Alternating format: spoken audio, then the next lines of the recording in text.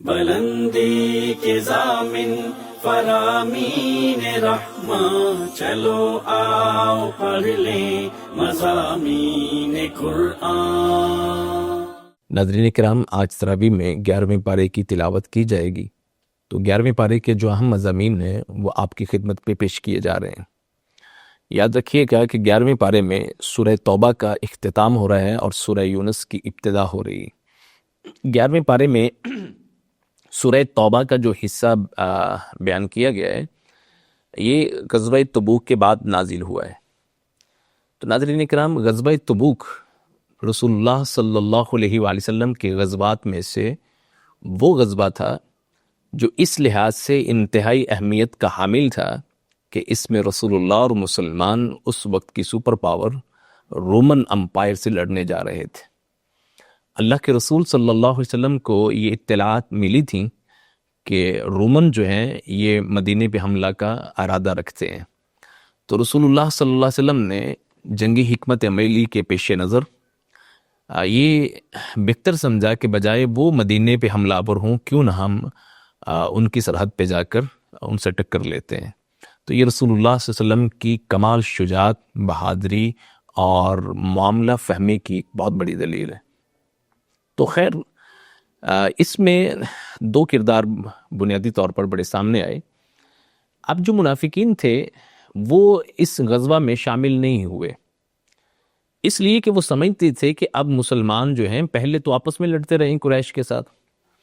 لیکن اب پہلی بار یہ دنیا کی سپر پاور سے لڑنے جا رہے ہیں اور یہ زندہ واپس نہیں پلٹیں گے اور مسلمانوں کا نام و نشان مٹ جائے گا۔ تو اس لیے انہوں نے اس غزوہ میں شرکت نہیں کی۔ لیکن اس کے ساتھ کچھ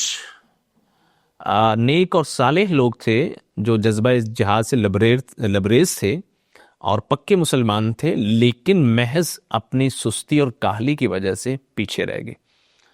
تو یہاں رب العزت نے، اللہ تعالیٰ نے جہاں 11ویں پارے کی ابتدا ہو رہی ہے، ان منافقین کا تذکرہ کیا ہے کہ اللہ فرماتے ہیں یعتذرون الیکم اذا رجعتم الیہم، جب آپ پلٹ آئیں گے نا واپس غزوہ تبوک سے، تو یہ آپ کی بارگاہ میں آ کر عذر پیش کریں گے۔ قُلْ لَا تَعْتَذِرُوا لَن نُؤْمِنَ لَكُمْ قَدْ نَبَّأَنَا اللَّهُ مِنْ أَخْبَارِكُمْ، تو اے محبوب آپ فرما دیجئے کہ ہم ہرگز تمہارا یقین نہیں کریں گے، تم عذر نہ پیش کرو، ہم ہرگز تمہارا یقین نہیں کریں گے، اس لیے کہ اللہ رب العزت نے ہمیں تمہارے بارے میں آگاہ کر دی ہے، خبر دے دی ہے۔ تو یہ منافقین کا جو ہے یہاں اللہ تعالیٰ نے ذکر فرمایا ہے کہ کس طرح انہوں نے جو ہے وہ بہانے تراشے، طرح طرح کے عذر جو ہے وہ اللہ کے نبی صلی اللہ علیہ وآلہ وسلم کی بارگاہ میں پیش کیے۔ اللہ فرماتے ہیں کہ یہ قسمیں اٹھا رہے ہیں کہ آپ ان سے راضی ہو جائیں، جھوٹی قسمیں، یعنی بجائے یہ کہ یہ سیدھی بات کہتے، انہوں نے جھوٹی قسمیں اٹھا کر اللہ کے نبی صلی اللہ علیہ وآلہ وسلم کو راضی کرنا چاہا۔ تو اللہ رب العزت فرماتے ہیں یاد رکھو کہ ان کا ٹھکانہ جو ہے وہ جہنم ہے، اور جہنم محض کوئی ظلم کی بنیاد پہ ان کو نہیں ملے گی، بلکہ ان کے اعمال اور ان کی بدعمالیاں، اس کی بنیاد پر جو ہے وہ ان کو جہنم کی آگ ملے گی۔ اس کے بعد اللہ رب العزت نے مسجد زرار کا جو بھی ہے وہ بھی ذکر کیا ہے۔ اکثر آپ نے مسجد زرار کا نام سنا ہوگا، تو ناظرین کرام ذہن نشین کر لیجئے گا کہ مسجد زرار محض ایک مسجد نہیں تھی، بلکہ منافقین نے رسول اللہ صلی اللہ علیہ وآلہ وسلم کے خلاف، آپ کے اصحاب کے خلاف، اسلام کے خلاف اس کو ایک بیس کیمپ کے طور پر استعمال کیا تھا۔ منافقین نے یہ مسجد قائم کی اس لیے کہ تاکہ مسلمانوں کے درمیان میں سازش کی جا سکے، ان کے درمیان میں پھوٹ ڈالی جا سکے، اور ہر وہ قوت جو مسلمانوں سے برسے پیکار ہے کافروں کی، ان کے لیے گھات کے طور پر کام کیا جائے، انٹیلیجنس جو ہے، انفارمیشن جو ہے وہ شیئر کی جائے ان کے ساتھ۔ تو یہ ایک پورا بیس کیمپ تھا جو ان منافقین نے مسلمانوں کے خلاف مسجد کے روپ میں قائم کیا تھا۔ تو اس کا اللہ رب العزت نے یہاں ذکر فرمایا۔ اللہ فرماتے ہیں والذین اتخذوا مسجدا ضرارا وکفرا وتفریقا بین المؤمنین، کہ جنہوں نے مسجد بنائی نقصان پہنچانے کے لیے اور کفر پر قائم رہتے ہوئے اور مسلمانوں کے درمیان میں فرق ڈالنے کے لیے، ان کے درمیان میں پھوٹ ڈالنے کے لیے، وَإِرْصَادًا لِمَنْ حَارَبَ اللَّهَ وَرَسُولَهُ مِنْ قَبْلُ، اور ہر وہ قوت جو اللہ اور اس کے رسول سے برسر پیکار ہے، جنگ میں ہے، ان کے لیے بطور گھات کے۔ اللہ فرماتے ہیں وہ یہ قسمیں بھی اٹھائیں گے کہ ہمارا ارادہ تو بس نیکی کا ہے، کوئی برا ارادہ ہمارا نہیں ہے، نیکی کے ارادے کی قسمیں بھی اٹھائیں گے، لیکن یاد رکھیے گا واللہ یشہد انہم لکاذبون، اللہ گواہ ہے اس بات پہ کہ یہ جھوٹے ہیں۔ لا تکن فیہ ابداً، اے محبوب آپ نے قطعاً اس میں کھڑے نہیں ہونا، یعنی انہوں نے آ کر درخواست کی تھی اللہ کے نبی سے کہ ہم نے یہ مسجد تعمیر کی ہے، آپ 2 رکعت نماز ادا کر دیں برکت کے لیے، تو اللہ نے اس سے روک دیا۔ تو یہ اللہ رب العزت نے یہاں چونکہ منافقین کا کردار بیان کیا ہے، تو منافقین نے مسلمانوں کو نقصان پہنچانے کے لیے جو کام کیا تھا مسجد کی شکل میں، اللہ نے اس کو بھی بیان فرما دیا، اور یہ رہتی دنیا تک کے لیے ہمیں پیغام دے دیا ہے کہ مسجد کے نام پر تعمیر ہونے والی ہر عمارت ضروری نہیں ہے کہ وہ اخلاص کی بنیاد پہ ہو اور اس میں اللہ اور اس کے رسول کا نام لیا جاتا ہو، اس میں اسلام کی سربلندی کے لیے جو ہے، اقامت دین کے لیے جو ہے اس میں کام کیا جائے، وہ مسجد زرار بھی ہو سکتی ہے۔ تو یہ آنکھیں اور کان کھلے رکھنے چاہیے اور نظر رکھنی چاہیے کہ کون سی مسجد تقوی کی بنیاد پہ ہے اور کون سی مسجد جو ہے وہ مسلمانوں میں پھوٹ ڈالنے کے لیے۔ اس کے بعد اللہ تعالیٰ نے صحابہ کرام رضوان اللہ علیہ مجمعین کی تعریف بیان کی ہے، ان کے اوصاف بیان کیے ہیں، اور ان کے بارے میں اللہ رب العزت نے بہت ہی اچھے جو ہیں وہ تعریفی اور توصیفی الفاظ بیان فرمائے، اس لیے کہ غزوہ تبوک عام غزوات سے ہٹ کر اس لیے نہایت اہم تھا کہ اس میں 2 چیزیں تھیں۔ ایک تو مسلمان اس وقت کی جو سپر پاور تھی رومن امپائر، اس سے لڑنے کے لیے جا رہے تھے، اور وہ طاقت میں، وسائل میں، افرادی قوت میں ہر لحاظ سے مسلمانوں سے کئی گنا بڑی طاقت تھے۔ اور دوسرا یہ تھا کہ یہ عین اس وقت میں غزوہ لڑنے کا اللہ کے نبی نے حکم دیا تھا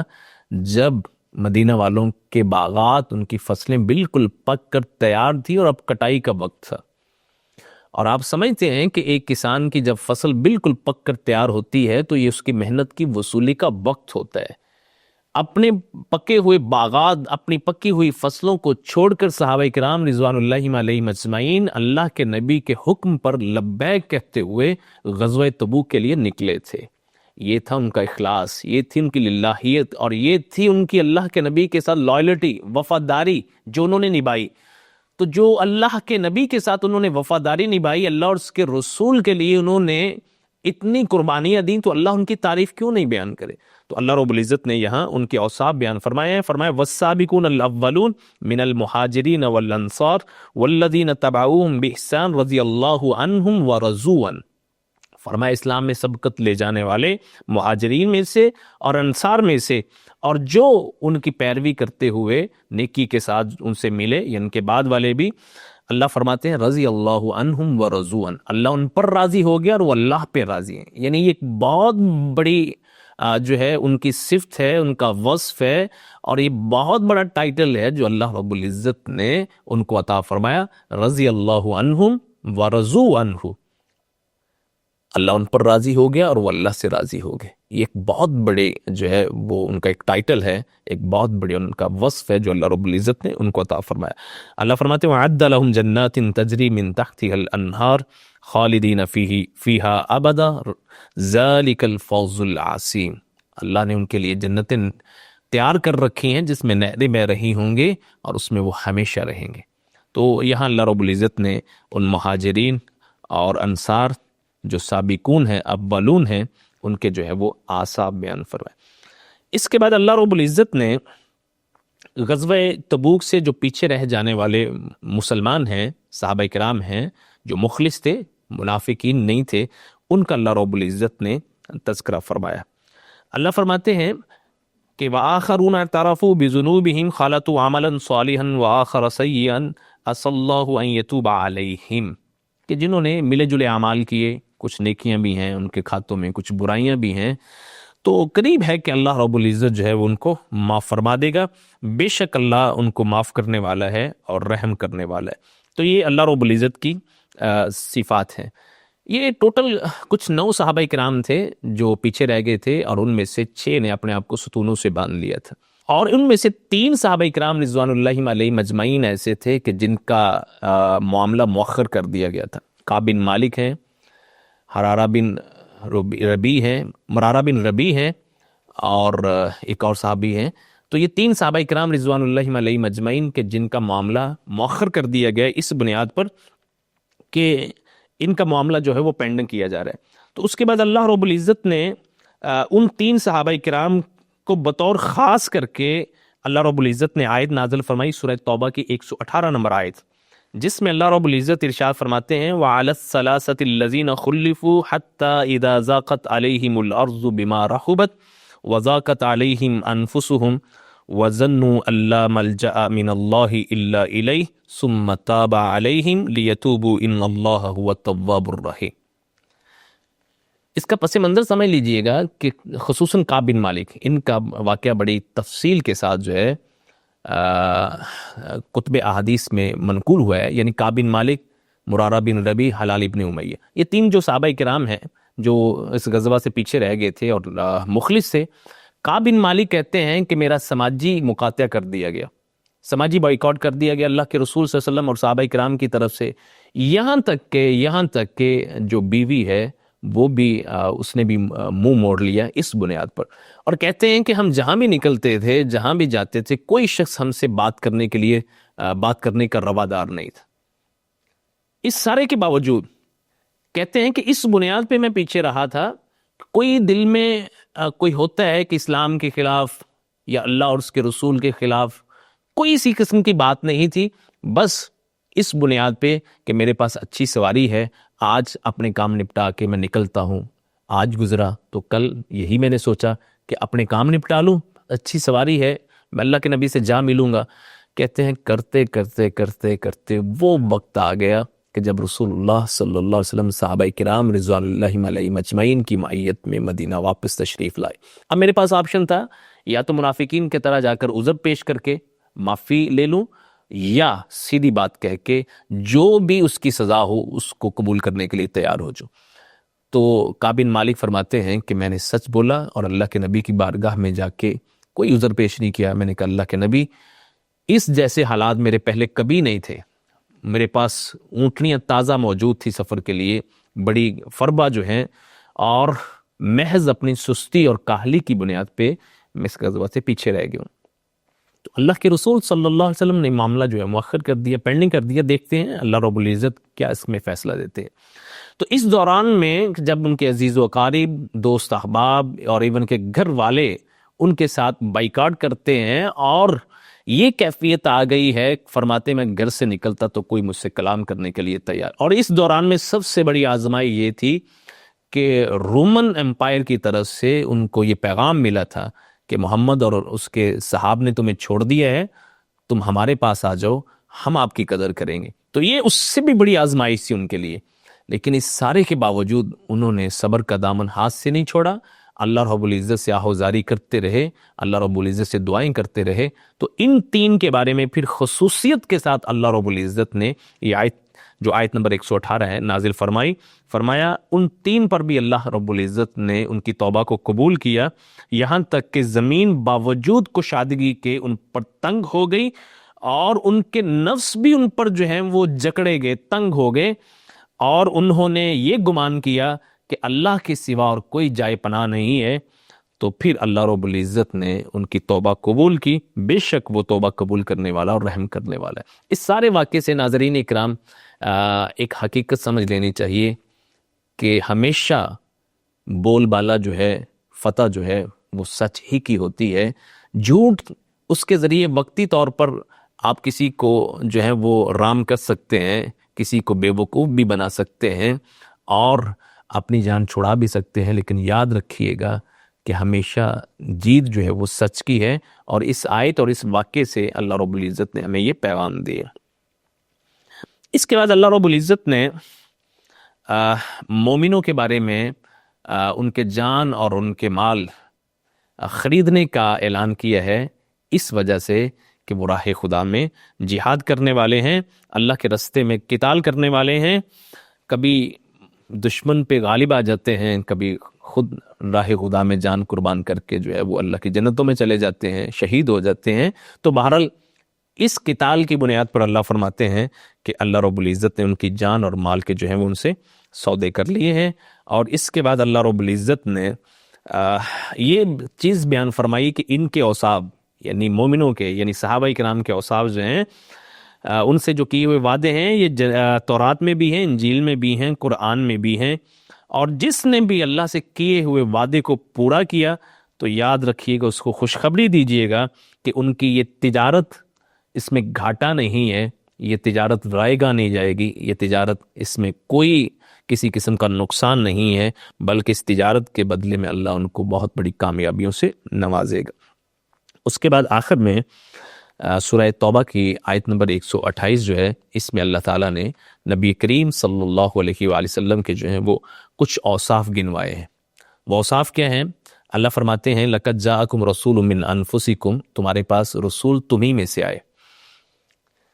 عزیز علیہ ما عنتم، اس رسول صلی اللہ علیہ وسلم کی صفت یہ ہے، ان کا وصف یہ ہے کہ ہر وہ چیز جو تمہیں مشکل میں مصیبت میں گرفتار کرتی ہے وہ ان کو سخت ناپسند ہے۔ تو رسول اللہ صلی اللہ علیہ وآلہ وسلم نے حتی الامکان کوشش کی کوئی ایسا عمل، کوئی ایسا کام جس سے میری امت مشقت میں پڑے، اس کا حکم نہیں دیا۔ یہ تراویح جو ہم رمضان المبارک میں ادا کرتے ہیں، رسول اللہ صلی اللہ علیہ وسلم نے مداومت کے ساتھ، ہمیشگی کے ساتھ صحابہ کرام رضوان اللہ علیہم اجمعین کی معیت میں کیوں ادا نہیں فرمائے؟ خشیت ان یفرض علیکم، رسول اللہ صلی اللہ علیہ وسلم نے صحابہ کرام رضوان اللہ علیہم اجمعین کا جذبہ صادق دیکھتے ہوئے فرمایا کہ میں آج اس لیے نہیں آیا مسجد میں کہ کہیں تم پر یہ فرض نہ کر دی جائے، اگر فرض کر دی جائے تمہارے لیے یہ مشکل بن جائے۔ مسواک اتنی اللہ کے نبی صلی اللہ علیہ وسلم کو پسند تھی، اتنی پسند تھی کہ رسول اللہ صلی اللہ علیہ وسلم بالکل اپنے آخری جب ایام میں ہیں، اپنے آخری وقت میں ہیں، حضرت عائشہ کا بھائی عبد الرحمن جب حجرہ مبارک میں آتا ہے تو اس کے ہاتھ میں مسواک دیکھ کر اللہ کے نبی کی نظریں اس مسواک پر جو ہے وہ ٹک جاتی ہیں۔ حضرت عائشہ سمجھ جاتی ہیں، وہ مسواک پکڑ کر اللہ کے نبی کو دی، چبائی نہیں گئی، اور اللہ کے نبی صلی اللہ علیہ وسلم کو پھر انہوں نے خود چبا کر جو ہے وہ دی، اور اللہ کے نبی نے مسواک فرمائی۔ تو اس سے اندازہ ہو سکتا ہے کہ مسواک جو ہے وہ اللہ کے نبی کو کتنی پسند تھی۔ لیکن اللہ کے نبی صلی اللہ علیہ وآلہ وسلم نے امت پر ہر نماز کے ساتھ مسواک کرنے کا حکم کیوں نہیں دیا؟ خود اس کی وضاحت فرمائی، لولا ان اشق علی امتی لامرتہم بالسواک عند کل صلاۃ، اگر میری امت پر مشقت کا ڈر نہ ہوتا تو میں ہر نماز کے وقت جو ہے وہ مسواک کرنے کا حکم دیتا۔ تو یہ اللہ رب العزت نے آپ صلی اللہ علیہ وسلم کا یہ وصف بیان فرمایا ہے کہ آپ کوئی بھی کام جو امت مشقت میں پڑتی تھی وہ آپ کو سخت ناپسند تھا۔ عزیز علیہ ما عنتم حریص علیکم، یہ تمہارے معاملے میں حریص ہیں۔ حریص کا میں اردو میں اگر ترجمہ کرنا چاہوں تو یہی کر سکتا ہوں کہ شدید خواہش مند، کس چیز کے؟ جس کو قرآن مجید میں 2 جگہ اللہ رب العزت نے بیان فرمایا، لعلک باخع نفسک علی آثارہم ان لم یؤمنوا بہذا الحدیث اسفا، آپ اس قدر شدید خواہش مند تھے کہ لوگ کسی نہ کسی طریقے سے مومن ہو جائیں، ایمان قبول کر لیں، کہ اللہ کو یہ کہنا پڑا کہ آپ اپنی جان کھپا دیں گے ان کے پیچھے کہ یہ لوگ ایمان کیوں نہیں قبول کر رہے۔ اللہ اکبر۔ تو اس قدر نبی کریم صلی اللہ علیہ وآلہ وسلم شدید خواہش رکھتے تھے کہ لوگ جو ہے وہ ایمان قبول کریں۔ وما اکثر الناس ولو حرصت بمؤمنین، اللہ کو یہ کہنا پڑا کہ ان کی اکثریت ایمان نہیں قبول کرے گی اگرچہ آپ بہت ہی ان کے بارے میں حریص ہیں۔ تو یہ اللہ نے رسول اللہ صلی اللہ علیہ وسلم کی یہاں جو ہے وہ وصف بیان فرمایا ہے کہ حریص علیکم، تمہارے معاملے میں یعنی کہ تم ایمان قبول کر لو، راہ راست پر آ جاؤ، رسول اللہ بہت ہی حریص ہے۔ بالمؤمنین رؤوف الرحیم، اور مومنوں کے ساتھ آپ کا معاملہ جو ہے وہ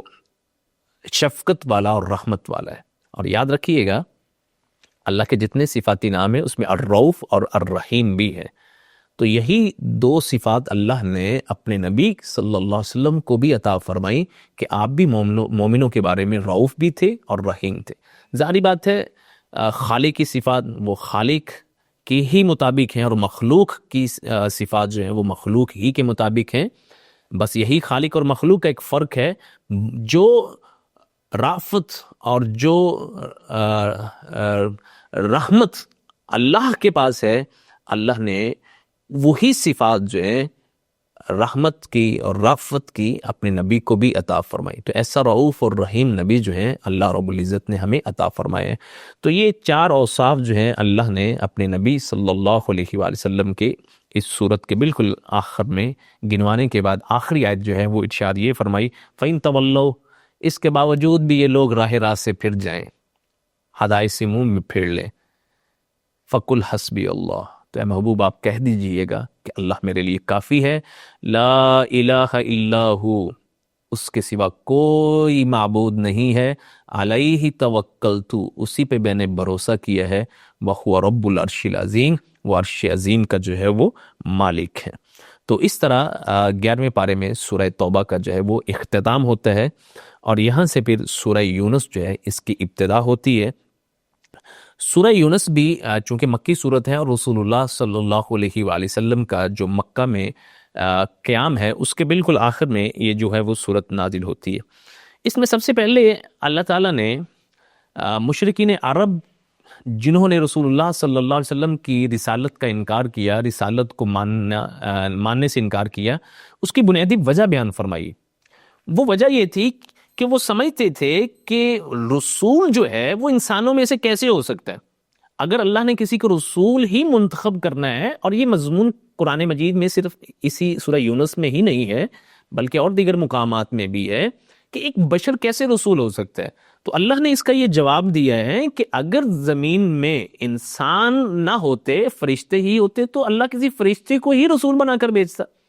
اب زمین میں جن کی ہدایت مطلوب ہے، جن کو سیدھا رستہ دکھانا مطلوب ہے، وہ انسان ہیں، تو ان کے لیے اللہ رب العزت اپنا رسول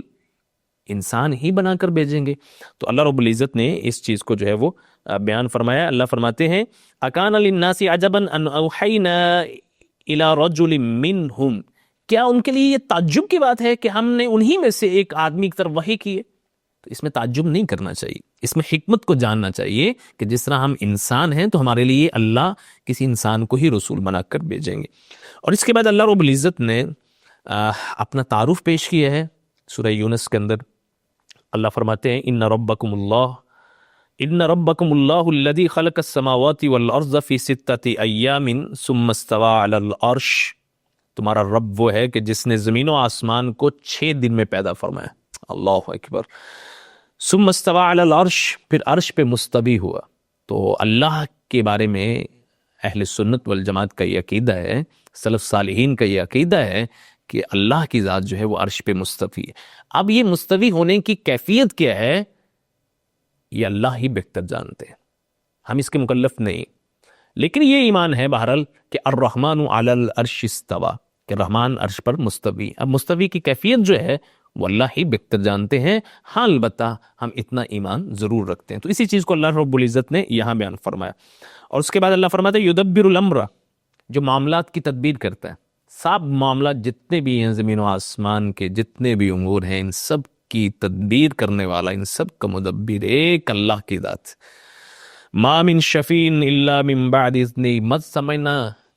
کہ یہ جن کی ہم پرستش کر رہے ہیں یہ قیامت کے دن ہمارے سفارشی بن جائیں گے،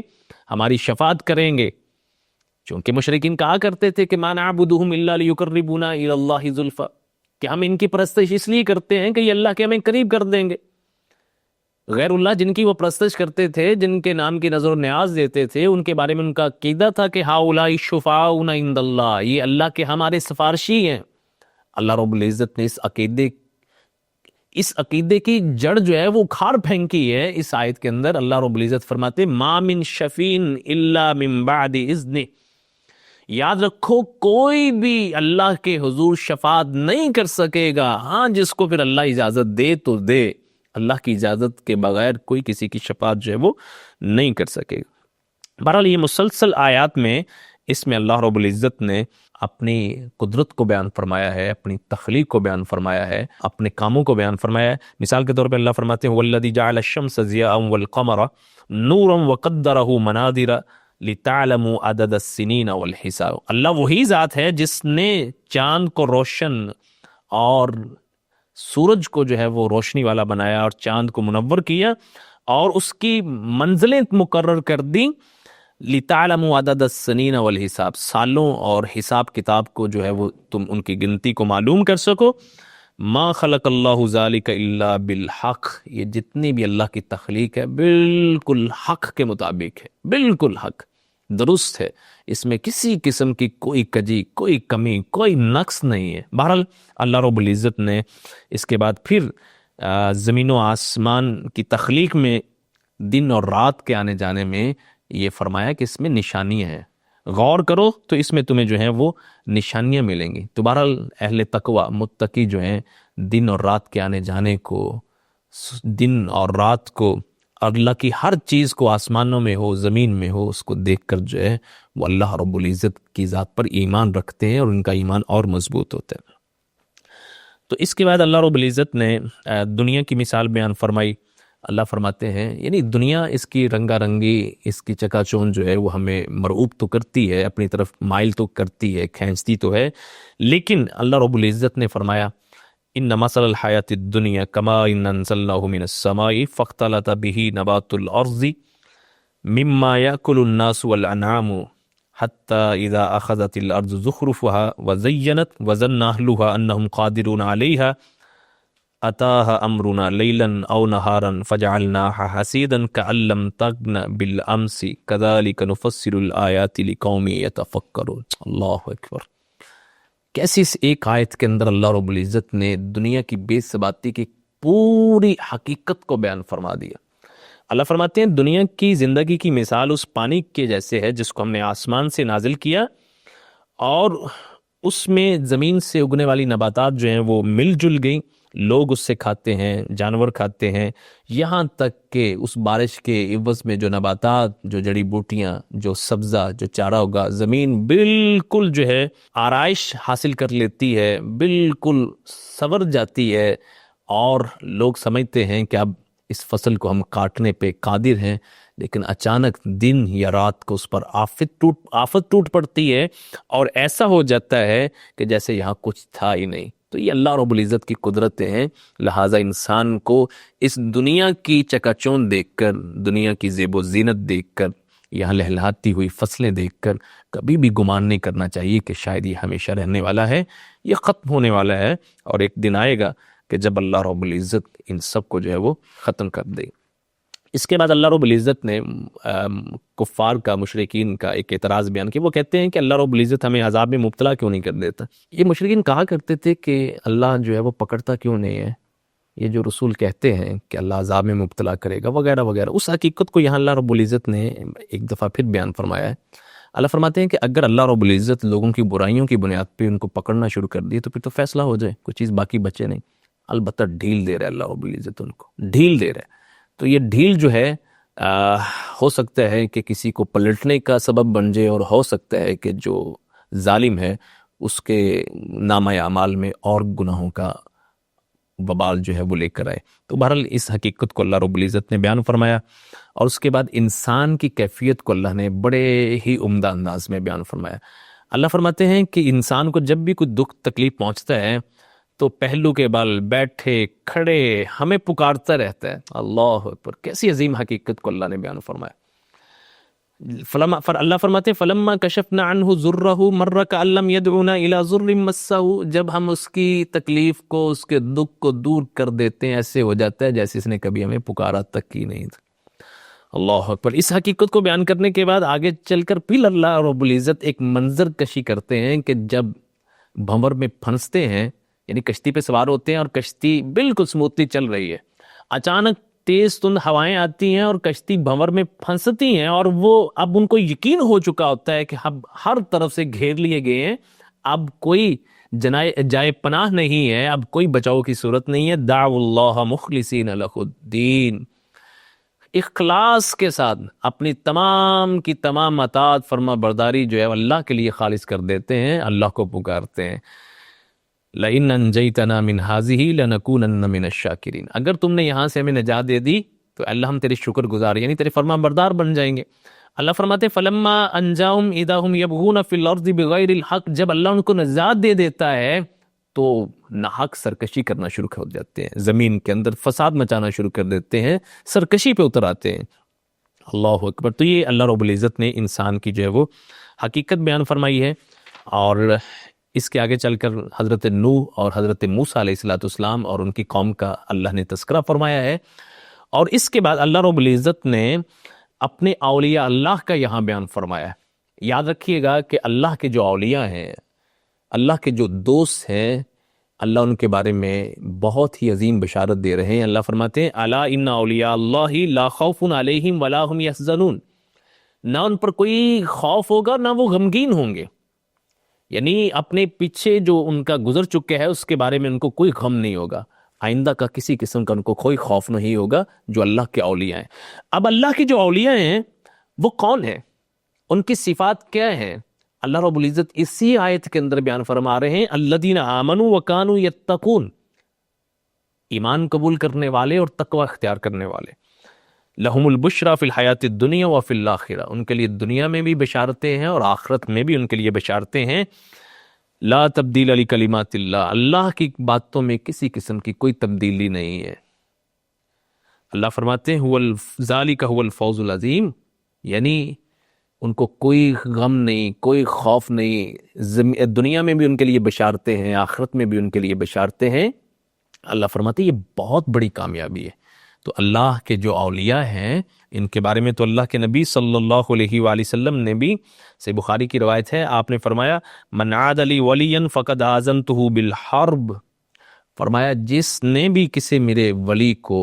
اذیت دی، تکلیف دی، گویا میں اس کے خلاف اعلان جنگ کر رہا ہوں۔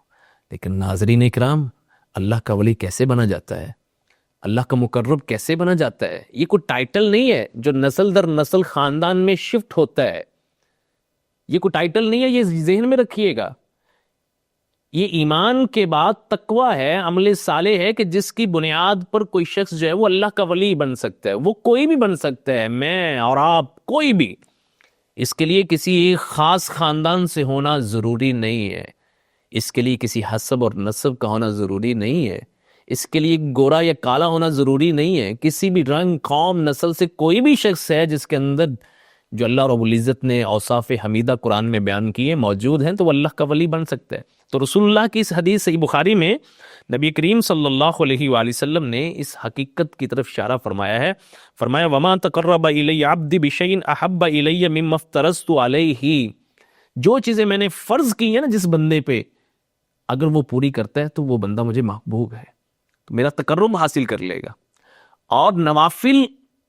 ان کو ادا کرنے کے ساتھ اور قرب جو ہے وہ بندہ میرا حاصل کر، ہمیشہ بندہ نوافل ادا کرتا رہتا ہے فرائض کے علاوہ،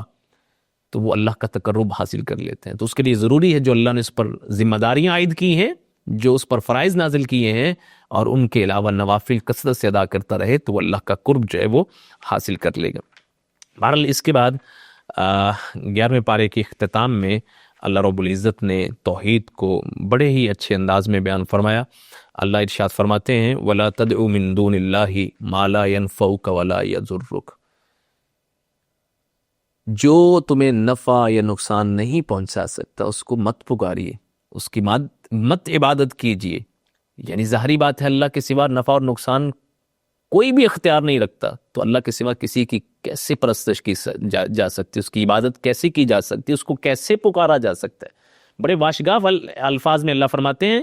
وَلَا تَدْعُ مِن دُونِ اللَّهِ، ماں سوا اللہ کے کسی کو نہیں پکارو جو نہ تمہیں نفع دے سکتے ہیں نہ تمہیں نقصان دے سکتے ہیں۔ نفع اور نقصان کا مالک صرف اور صرف ایک اللہ ہے۔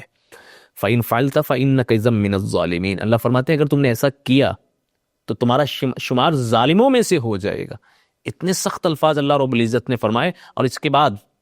نفع اور نقصان کی حقیقت کو واضح کرنے کے لیے اللہ بہت ہی واضح الفاظ میں ارشاد فرماتے ہیں۔ اللہ فرماتے ہیں وَإِن يَمْسَسْكَ اللَّهُ بِضُرٍّ فَلَا كَاشِفَ لَهُ إِلَّا هُوَ، اگر اللہ رب العزت تمہیں کوئی نقصان پہنچا دے تو اس نقصان کو کوئی دور نہیں کر سکتا سوائے ایک اللہ کے۔ ناظرین کرام، کتنی واضح آیت ہے۔ ہم اپنے ہی جیسے انسانوں کے بارے میں یہ تصور کر لیتے ہیں یا خیال کر لیتے ہیں کہ شاید وہ نفع نقصان کے مالک ہیں، وہ ہمیں کچھ دے سکتے ہیں۔ اللہ فرماتے ہیں وَإِن يَمْسَسْكَ اللَّهُ بِضُرٍّ فَلَا كَاشِفَ لَهُ إِلَّا هُوَ، اگر اللہ کو نقصان پہنچائے، دکھ پہنچائے، تکلیف پہنچائے تو سوا اللہ کے اور کوئی دور نہیں کر سکتا۔ وَإِن يُرِدْكَ بِخَيْرٍ فَلَا رَادَّ لِفَضْلِهِ، اللہ فرماتے ہیں اگر اللہ کوئی خیر کا معاملہ کرے، کوئی بھلائی تمہیں دے تو اس کے فضل کو کوئی روکنے والا نہیں، کوئی پلٹانے والا نہیں۔ تو اللہ کی طرف سے کوئی نعمت، اللہ تعالیٰ کی طرف سے کوئی آزمائش، کوئی دکھ، کوئی تکلیف کوئی دور نہیں کر سکتا، کوئی روک نہیں سکتا سوائے میرے ایک اللہ کے۔ تو یہ چیز بیان کرنے کے بعد اللہ رب العزت آخری آیت میں، سورہ یونس کی آخری آیت میں، اور اس کے بعد سورہ ہود شروع ہو رہی ہے، اللہ فرماتے ہیں وَاتَّبِعْ مَا يُوحَىٰ إِلَيْكَ، اے محبوب جو آپ کی طرف وحی کیا جا رہا ہے اسی کی پیروی کیجئے، وَاصْبِرْ، اور صبر کیجئے، ثابت قدم رہیے، ڈٹے رہیے، حتیٰ یحکم اللہ، یہاں تک کہ اللہ فیصلہ کر دے، وَهُوَ خَيْرُ الْحَاكِمِينَ، اور وہ بہتر فیصلہ کرنے والا ہے۔ اس لیے انسان کو اللہ کی شریعت پر عمل کرنا چاہیے، پیروی کرنی چاہیے اللہ اور اس کے رسول کی، اور صبر اس کو اختیار کرنا چاہیے۔ اللہ رب العزت فیصلے خود فرما دیتے ہیں۔ اور اس کے بعد یہاں سے سورہ ہود شروع ہو رہی ہے، انشاءاللہ کل 12ویں پارے کے جتنے بھی اہم مضامین ہیں وہ آپ کی خدمت میں رکھے جائیں گے۔ وَأَقُولُ قَوْلِي هَٰذَا أَسْتَغْفِرُ اللَّهَ لِي وَلَكُمْ وَلِسَائِرِ الْمُسْلِمِينَ۔